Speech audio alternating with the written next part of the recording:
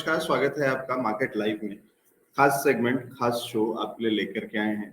चल रहे हैं सीधा शीतल वाकरे जी के पास। शीतल वाकरे जी न्यूमरोलॉजिस्ट हैं, जानी मानी हस्ती हैं इस देश की। वास्तु को भी जानती हैं, न्यूमरोलॉजी को भी जानती हैं और शेयर बाजार को भी जानती हैं, क्योंकि सब कुछ आंकड़ों का खेल है, सब कुछ गणनाओं पे चलता है। शीतल जी, स्वागत है आपका शो पे। Good morning ma'am. Very good morning, thank you Alex sir. Sheetal ji, आज आपसे एक खास चर्चा, एक खास जानकारी, क्योंकि आप सिखाती हैं, बहुत लोगों को बहुत अच्छे से सिखाती हैं शेयर बाजार में काम कैसे करना है, लेकिन कुछ बेसिक्स हमें सीखने हैं, हमारे दर्शकों को सीखने हैं आपसे। सबसे बेसिक चीज जब हम शुरू करते हैं, और हम बहुत सारे लोग टीवी चैनल देखते हैं, फाउंडर इंडिया देखते हो या किसी भी चैनल को या किसी भी तरीके से यूट्यूब पे भी हम कई बार देखते हैं, एक चीज अक्सर कही जाती है शेयर बाजार के लिए, शेयर बाजार के अंदर में, और नए लोगों को ज्यादा तकलीफ होती है, शायद समझ में आना मुश्किल होता है। टेक्निकल एनालिसिस है ये, कभी कहते हैं ये फंडामेंटल एनालिसिस है। क्या होता है टेक्निकल एनालिसिस और क्या होता है फंडामेंटल एनालिसिस? ओके, दोनों ना एक्चुअली एलेक्स सर बहुत अच्छा सवाल आपने पूछा है। मुझे हर बार पूछा जाता है कि कौन से सेगमेंट में हमने काम करना चाहिए, मतलब हमने टेक्निकली काम करना चाहिए या हमने फंडामेंटली काम करना चाहिए। दोनों अलग अलग स्कूल है। मतलब अगर आपको शेयर मार्केट का नॉलेज चाहिए तो मेरे जैसे स्टूडेंट होगा तो दोनों स्कूल का एडमिशन ले लेगा। तो आपको डिसाइड करना है कि आपको एग्जैक्टली कौन से स्कूल में जाना है। बट दोनों स्कूल अमेजिंग है, मतलब दोनों का यूज एक ही है। मतलब अगर आप उसे बोल सकते हो तो ये सहयोगी भी है और विरोधाभासी भी है। तो जैसे मैंने बोला कि दोनों का काम अपनी जगह पे है। फंडामेंटल एनालिसिस भी मोस्ट इम्पोर्टेंट है एंड टेक्निकल एनालिसिस भी उतना ही इम्पोर्टेंट है। एट द एंड दोनों का काम यही है कि how to earn money, and that is the simple way. हम लोग स्टॉक मार्केट में काम करते हैं तो बस और बस पैसे कमाने के लिए काम करते हैं, तो दोनों का यूज हमें पैसे कमाने के लिए हो जाएगा। ठीक है, लेकिन मेरे को सरल भाषा में बताइए, टेक्निकल एनालिसिस है क्या?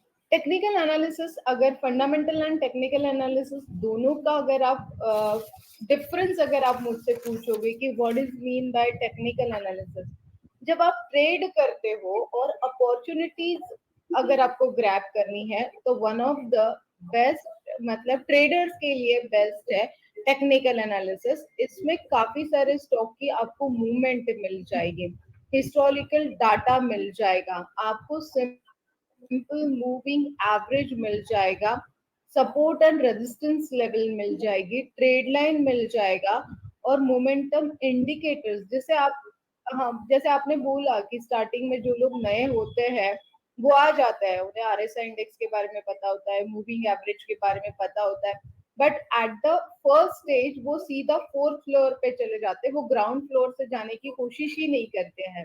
ये होता है टेक्निकल एनालिसिस। जब आप ग्राउंड फ्लोर से शुरू करोगे, जब आप फोर्थ और फिफ्थ फ्लोर पे जाओगे तो टेक्निकल एनालिसिस अमेजिंगली वर्क करता है। But yes, definitely statistic patterns अगर आपको समझ में आते हैं तो short term for the day trading, future trading के लिए टेक्निकल एनालिसिस ऑलवेज बेस्ट।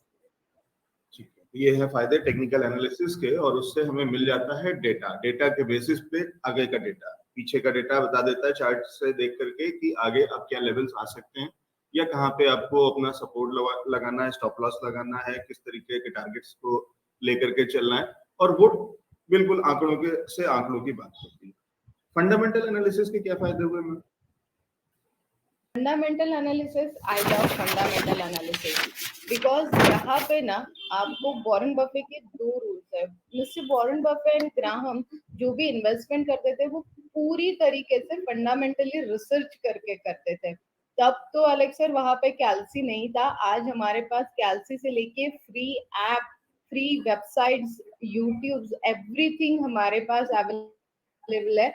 तो फंडामेंटल एनालिसिस करना और ज्यादा आसान हो गया। मतलब फंडामेंटल एनालिसिस पे आप मुझे पूछोगे तो कम से कम 70 to 80 बुक्स मैं अभी तक पढ़ चुकी हूँ, और हर चीज का पोस्टमार्टम करने में मैं बहुत ज्यादा एक्सपर्ट हूँ, ऐसे आप बोल सकते हो। क्योंकि हर चीज की छानबीन करनी है तो fundamental analysis always best.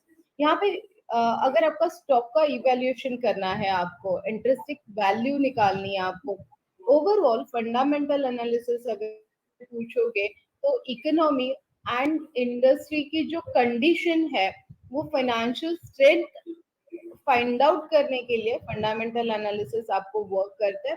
Technical analysis जैसे मैंने बोला कि शॉर्ट टर्म एंड ट्रेडर्स के लिए बेस्ट है, तो फंडामेंटल एनालिसिस जो म्यूचुअल फंड के लिए काम करते हैं या फिर लॉन्ग टर्म के लिए आपको इन्वेस्टमेंट करके रखना है, फॉर द फ्यूचर प्लानिंग आपको करके रखना है, तो फंडामेंटल रिसर्च ऑलवेज बेस्ट होता है।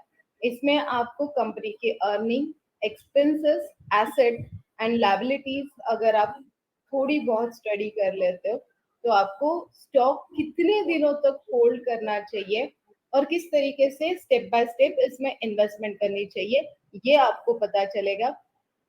आज जैसे अलेक्स सर हम लोग बात कर रहे हैं टेक्निकल एंड फंडामेंटल का डिफरेंस हम लोग देख रहे हैं, बट एक चीज और मैं यहाँ पे नोट करना चाहूंगी, अगर दोनों का कॉम्बिनेशन करके आप पे काम करते हो तो अमेजिंगली काम होता है और गलती की गुंजाइश ही कहीं नहीं रहती है।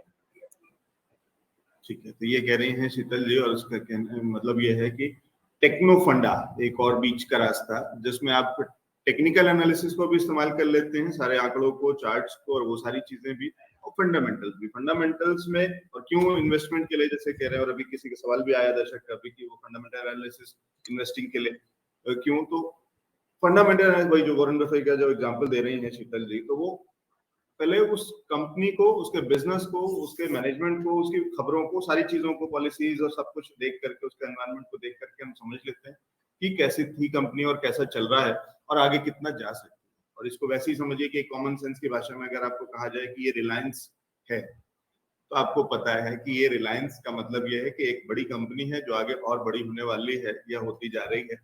इन्वेस्ट कर सकते हैं क्योंकि आपको जो कुछ पता है वो सब फंडामेंटल है, वो खबरें हैं, वो न्यूज है, वो अखबार में आपने देखा, टीवी पे सुना, वो सब कुछ फंडामेंटल है जितना आप जानते हैं कि ये मुकेश अंबानी की कंपनी है। और फिर कोई और आपको कोई कंपनी बताई जाती है कि ये KPIT है, आपको पता भी नहीं कि ये कौन सी कंपनी है, किस काम में आती है, क्या बनाती है, तो वो सारी चीजें फिर आपका फंडामेंटल खत्म हो जाता है। तो फिर आपको ढूंढना पड़ता है, सर्च करना पड़ता है, वो फंडामेंटल है, नहीं तो चार्ट्स इजीली आपको मिल जाते हैं। ये शीतल जी ने आज हमें बता दिया।